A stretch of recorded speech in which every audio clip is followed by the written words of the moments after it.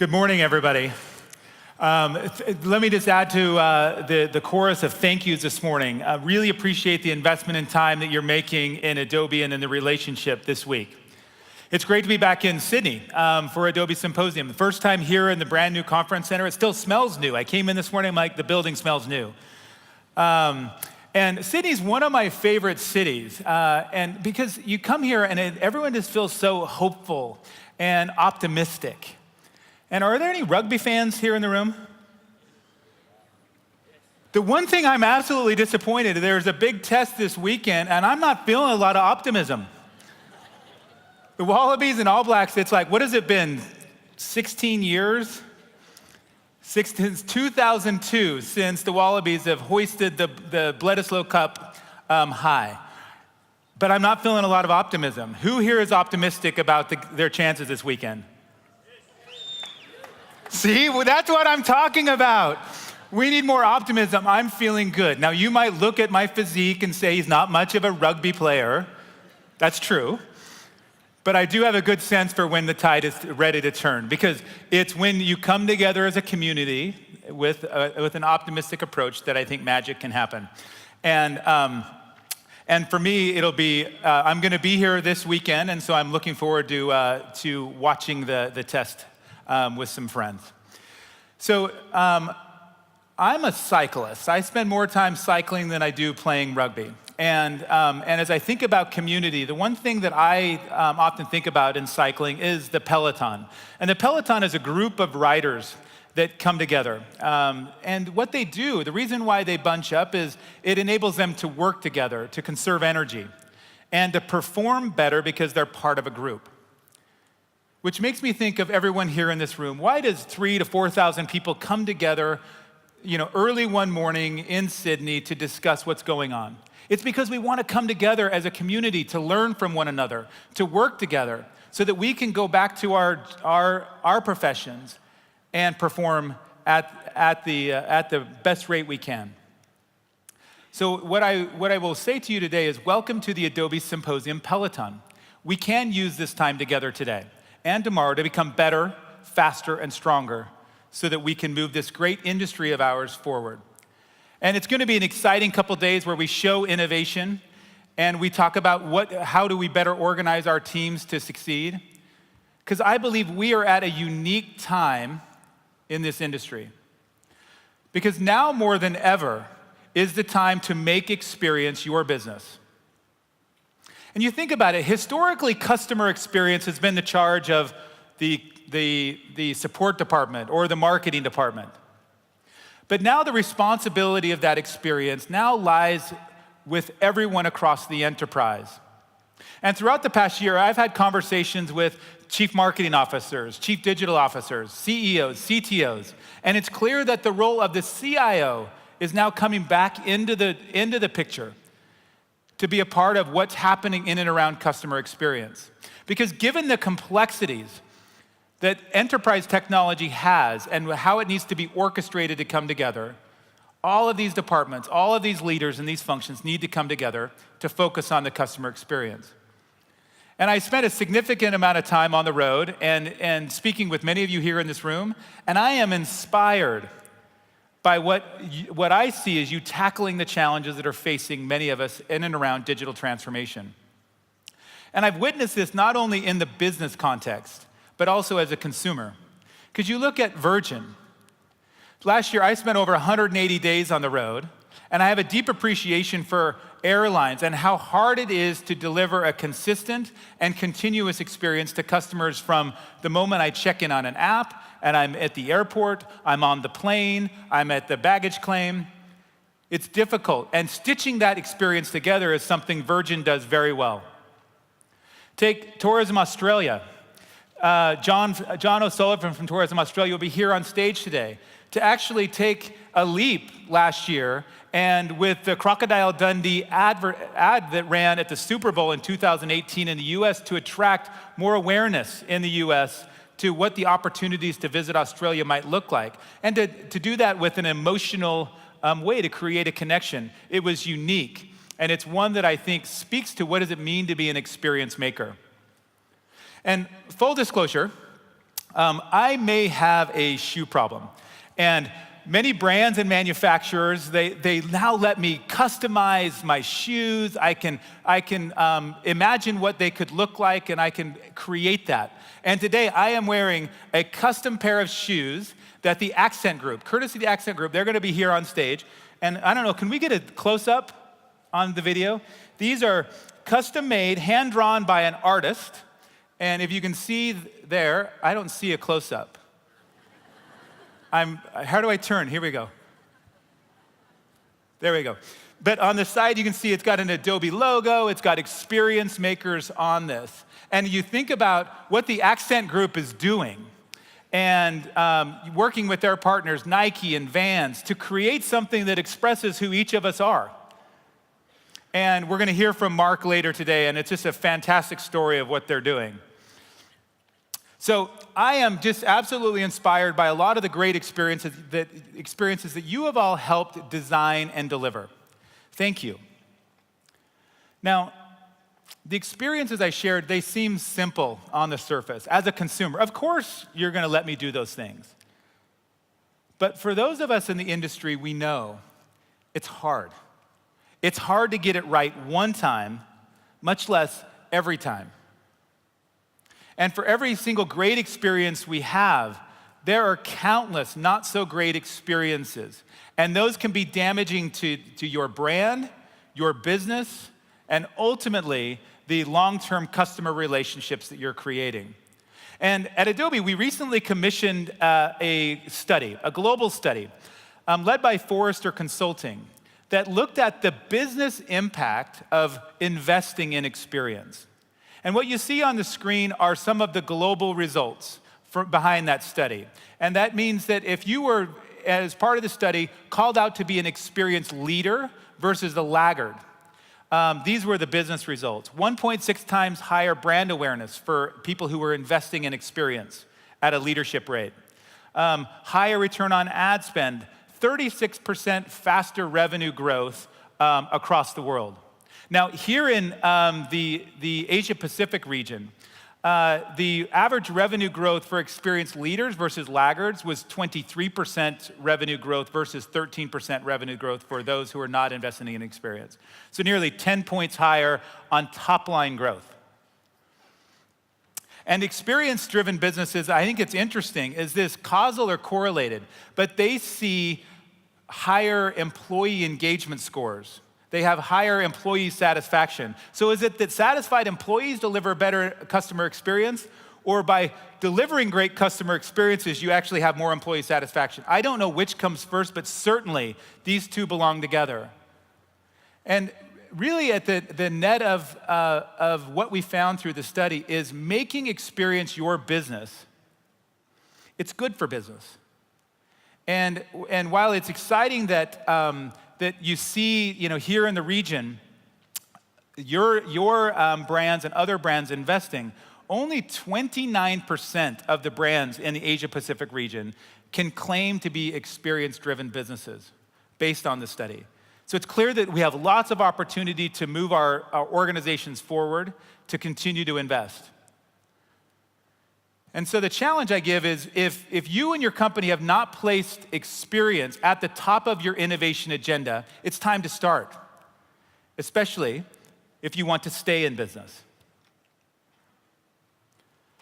And while the case for becoming an experience business is becoming increasingly crystal clear, it's less clear how to actually do it. And based on the hundreds of conversations that I've had with you over the last year, I'm confident you're all facing two of the same macro challenges. One, how do I modernize my technology? And two, how do I amplify my talent to use that technology? And we're going to talk about both of those here today together.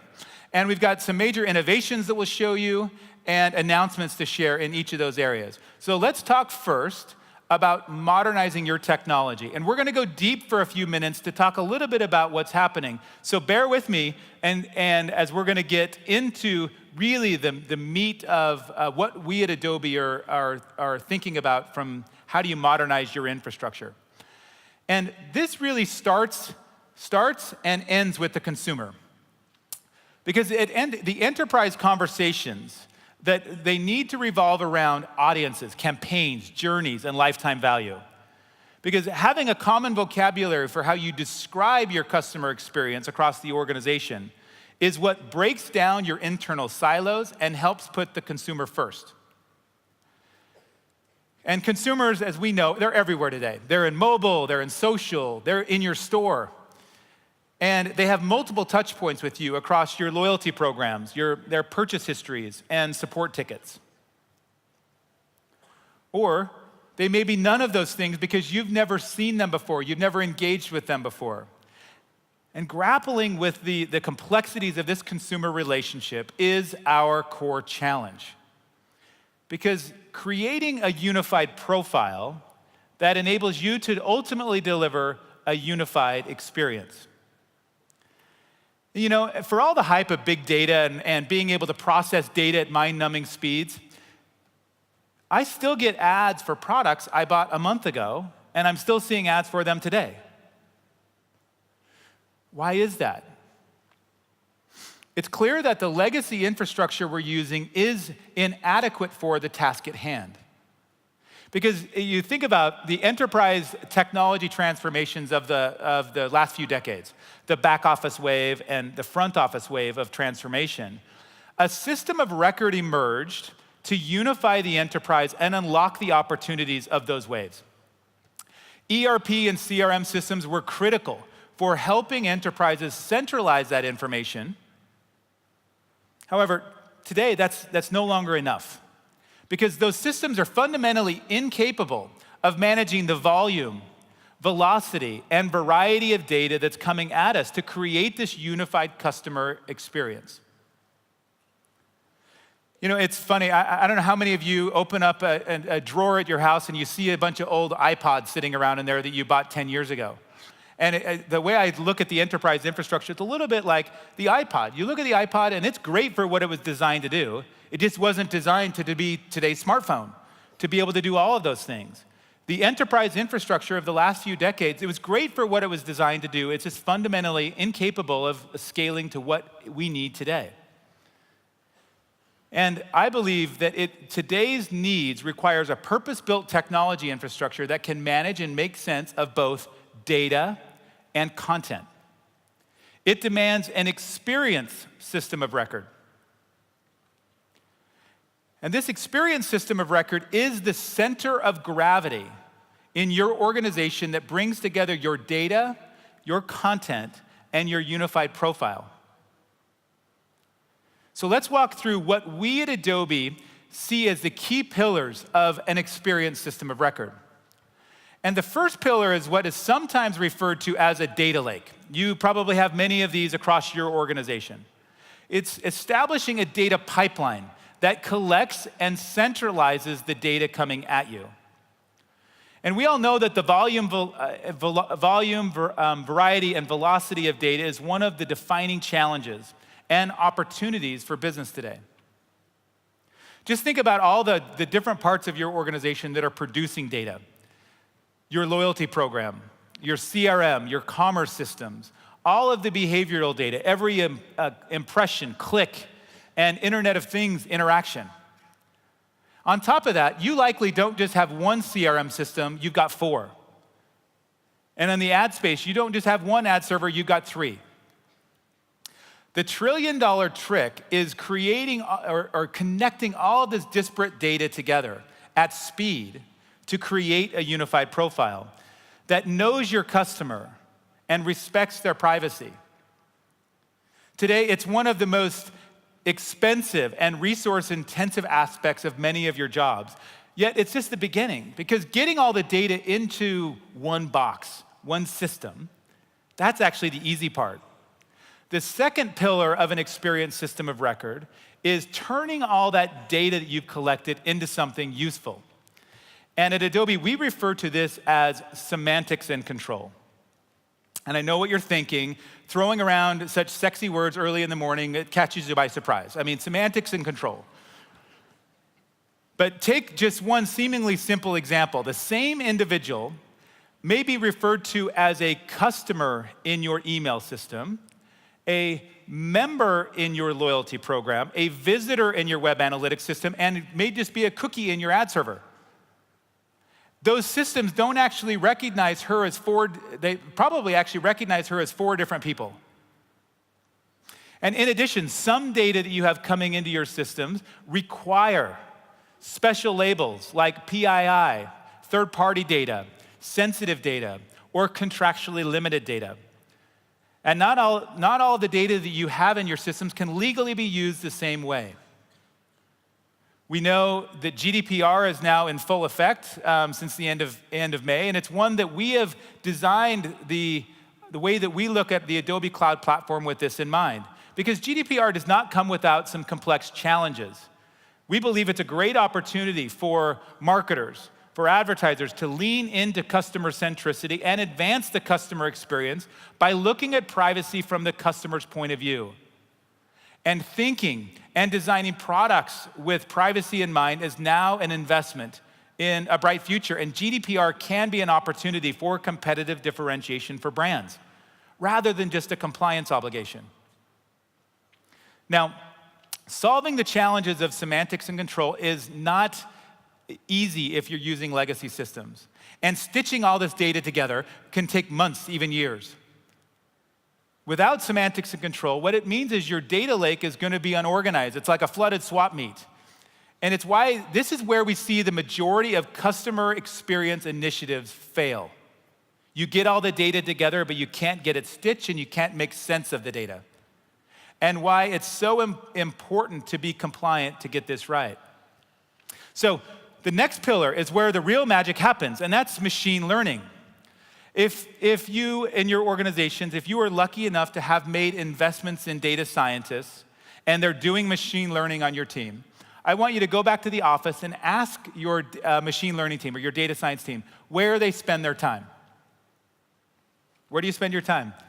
I will make a bet with you right here today that they will tell you that they spend 80% of their time doing data wrangling, data stitching, and data cleansing. And they spend less than 20% of their time actually doing the PhD level work that you've hired them to do. This is a major problem that we see across all of these initiatives. And it's important when we talk about machine learning and artificial intelligence to be specific, because you'll hear a lot of companies talk about these broad use cases of predicting the weather or elections. But what you really need is an experience-centric machine learning framework that focuses on things like attribution analysis, customer segmentation, audience scoring, and journey prediction. The fundamentals that really fuel an experience business. What you need to be able to do is operate in a world where a potential customer is seeing multiple ads across multiple devices in a matter of minutes, and you've got to interpret that information in milliseconds to inform the content that they see when they hit your app or web page.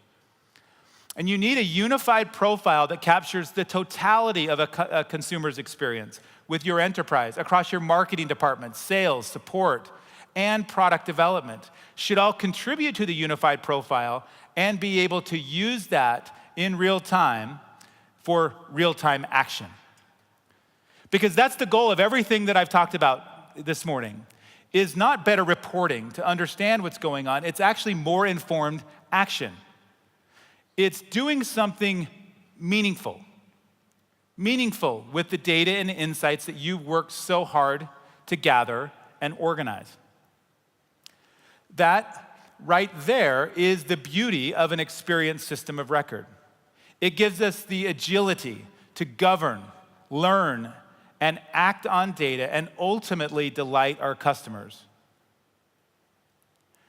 And all of this action also requires content, because great experiences are informed by data, but they're always paid off with content.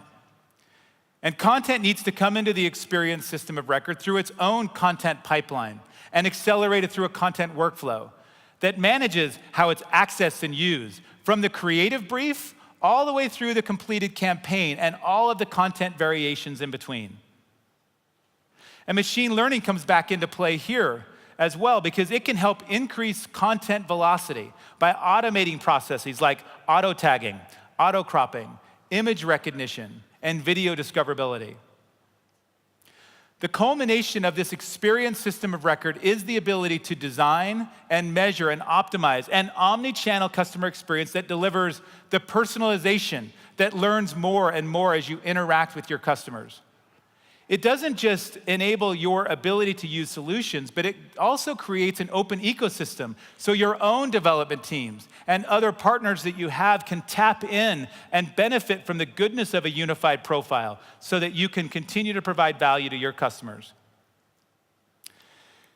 So that is what the experience system of record as we're thinking about it here at Adobe. And it's a lot to take in because we're talking about ingesting high volume, high velocity data and content, and letting you as an organization and your teams act on it in under 100 milliseconds from start to finish.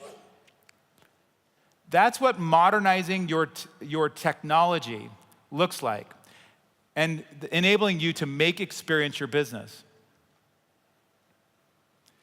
So now let's talk about amplifying your talent. To meet these new technology challenges, organizations, we need to transform drastically from the inside out, and it starts with people.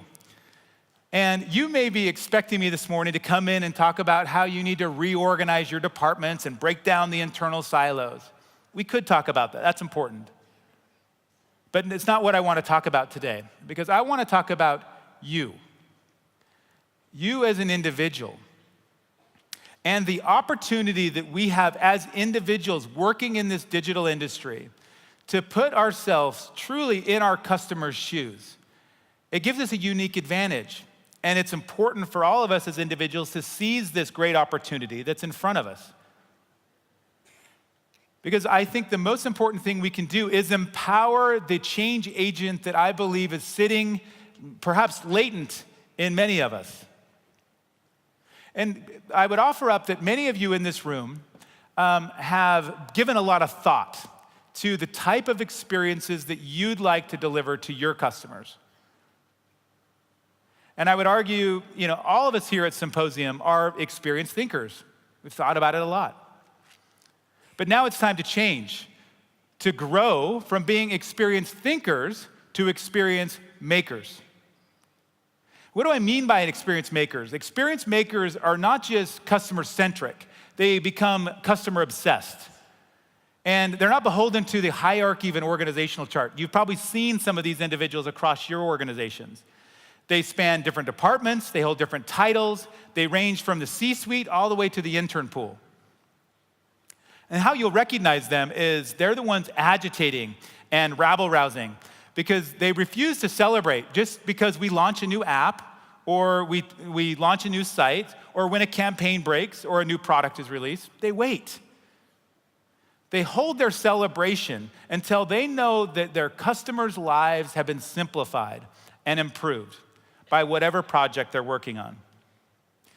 Experience makers are the champions of experience whose mission is to delight people at every turn.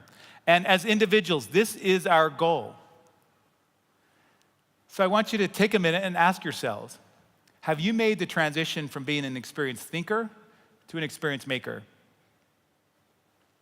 If you're not sure, now's the time to take action. And Adobe Symposium is a great place to start. We have the privilege of working with many experience makers across different industries and brands, and you'll see many of them here on the screen. And we have several more joining us here on stage at Symposium. These are the folks who are lighting things up and driving transformation inside their respective companies. Their stories will inspire you to take advantage of your time here with the incredible community that we have assembled today. So I ask you, share your stories, share your best practices, and share with your teams when you return to the office.